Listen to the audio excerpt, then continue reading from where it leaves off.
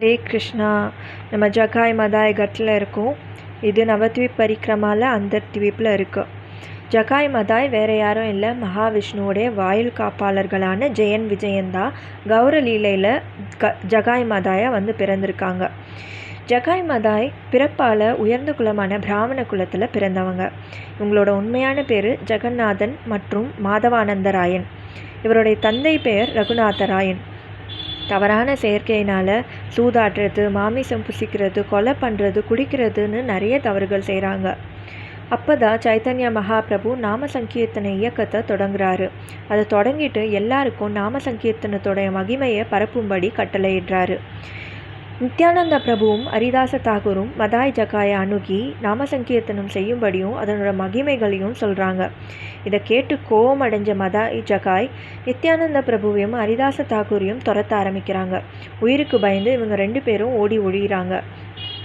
அடுத்த நாள் மதாய் நித்யானந்த பிரபுவை பார்க்கும்போது அவர் தலையிலேயே அடித்து ரத்தம் வரும்படி செஞ்சிடுறாரு.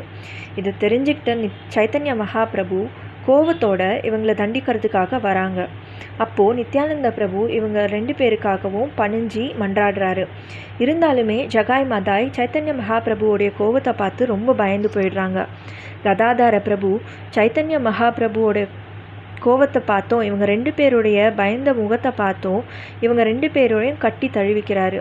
அந்த நிமிஷமே இவங்களுக்கு ஞானம் வந்துடுது. அந்த ஞானத்தோட இவங்களும் நாம சங்கீர்த்தனம் செய்கிறாங்க.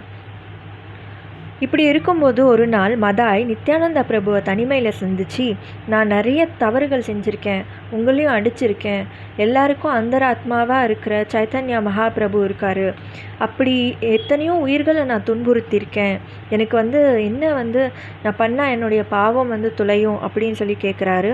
அதுக்கு நித்யானந்தா பிரபு சொல்கிறாங்க, படித்துறை கங்கையில் இருக்க படித்துறையை க்ளீன் பண்ணணும், சுத்தம் செய்யணும், அங்கே வர்ற பக்தர்களை நல்லா பணிவாக வணங்கி அவங்களுக்கு மரியாதை செலுத்தணும், எல்லா பாவங்களையும் கழுவுற கங்கா மாதா உன்னுடைய பாவங்களையும் கழுவுவாங்க அப்படின்னு சொல்லிட்டு சொல்கிறாரு. அதை கேட்ட மதாய் அதே மாதிரி தினமும் கங்கையில் இருக்கிற படித்துறையை சுத்தம் பண்ணுறாங்க. அங்கே வர்றவங்க எல்லார்கிட்டையும் மரியாதையாக பேசுகிறாரு. உங்களுக்கு நான் எத்தனையோ வகையில் பாவங்களை செஞ்சுருக்கேன், துன்புறுத்தியிருக்கேன், என்னை தயவு செஞ்சு மன்னிச்சிருங்க அப்படின்னு சொல்லிட்டு எல்லார்கிட்டையும் கேட்குறாரு. இதை கண்டு எல்லாருமே ஆச்சரியம் அடைகிறாங்க. நாம சங்கீர்த்தனத்தோட மகிமையையும் தெரிஞ்சுக்கிறாங்க. ஹரே கிருஷ்ணா.